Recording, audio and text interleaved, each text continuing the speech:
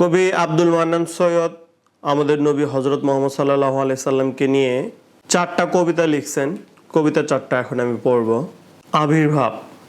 ইয়াসরিবের দুর্গ থেকে জন্মের তারকা আহমদের ওই দেখো হতবাক হয়ে দেখছে ইহুদি সমাজ। পৃথিবীর যুগ যুগান্তের আশা পূর্ণ হলো আজ। সালাম সালাম ধ্বনি ছেয়ে গেল সমস্ত জগতে।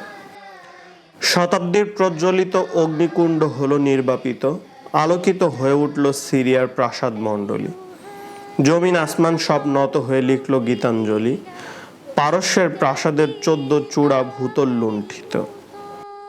দ্বাদশ রজনী সোমবার রবিউল আউয়াল, বক্ষে তাকে পেয়ে হলো হর্ষে মত্ত উদ্দাম উত্তাল। সোমবার রবিউল আউয়াল দ্বাদশ রজনী, ধন্য হলো বক্ষে পেয়ে পৃথিবীর শ্রেষ্ঠ রত্নমণি। রবিউল আউয়াল দ্বাদশ রজনী সোমবার, সালামের চুম্বনে তাকে রোমাঞ্চিত নিজেই বারবার। মিরাজ। সময়ের সবচেয়ে দ্রুত ডানাওয়ালা বোরাক ছুটেছে জিব্রাইল, আর তিনি উড়ে চলেছেন ঝড়গতি। ঘোড়ার পায়ের নিচে চূর্ণ হচ্ছে নক্ষত্রের মতি। উল্কা চাঁদ তারকার ঘূর্ণিঝড় সবেগে উঠেছে। প্রথম আকাশ থেকে সপ্তম আকাশ অবধি চলে পৃথিবীর শ্রেষ্ঠ সব নবীদের পাশে থেকে দেখা জান্নাত ও দোজকের দৃশ্যাবলী। তারপর একা আল্লাহর সান্নিধ্য লাভ হলো তারই করুণার বলে। তাহলে ঘুমের মধ্যে পৃথিবীর সত্য ধরা পড়ে। দিনের সত্যের চেয়ে সত্যতর যে নৈশ ভ্রমণ খুলে দেয় পৃথিবীর মহত্ব মানুষের কাছে। এই পৃথিবীর চেয়ে বেশি সত্য পৃথিবীও আছে। সপ্তম আকাশ পার হয়ে তিনি গেলেন যখন, আকাশের দরজা খুলে একা, কারো হাত না ধরে। রাহমাতাল লিল আলামিন। বালাগাল উলা বিকামালিহি কাশাফাত দুজা বিজামালিহি হাসনাত জামিউ খিসালিহি সাল্লু আলাইহি ওয়া আলিহি। তাবৎ পূর্ণতা নিয়ে শীর্ষে হয়েছেন উপনীত, অপার সৌন্দর্যে তিনি আলো করেছেন তমসাকে। আশ্চর্য চারিত্র তার অতুলন সৌন্দর্যে মণ্ডিত।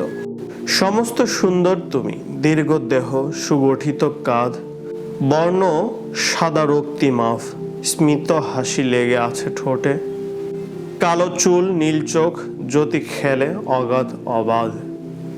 শরীরে তোমার সূর্যালোক বিচ্ছুরিত হয়ে ওঠে। শরীর শরীর নয়, সে তো মূলে আমার দর্পণ।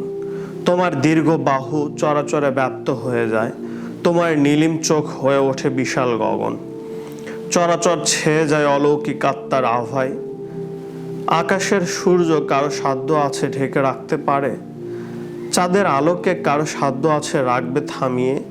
তুমি ব্যর্থ হলে এই পৃথিবীর আলো অন্ধকারে সূর্য আর চাঁদের মতন।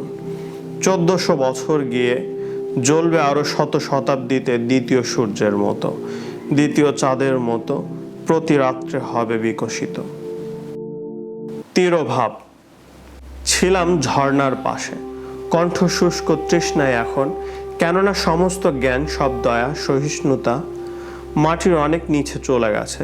ক্রন্দন কনন ব্যপ্ত কখনো কখনো কথা বলছে শুধুই নীরবতা। কেঁদেছে মসজিদ আর কেঁদেছে নির্জন স্থানগুলি তার শোকে। কাঁদেনি কে? চরাচর মৃত্তিকা আকাশ এখন রোদনশীল। কেঁদে ফেরে নক্ষত্র ও ধূলি, নির্বাপিত হয়েছেন আল্লাহর জ্যোতির উদ্ভাস। 1400 বছর পরের কারে বাংলা কবিতায় কথা জানাতে চাই, আজও তার আত্মার বিভায় পরিব্যাপ্ত এই পৃথিবী। তিনি এক অজয় পর্বত, মানব জাতির জন্য খুলে দিয়েছেন মুক্তিপথ। কোটি হৃদয় উদ্যান ভরে গেছে তার ফুলে ফলে। জ্ঞান দয়া সহিষ্ণুতা ছড়িয়ে পড়েছে ভূমণ্ডলে।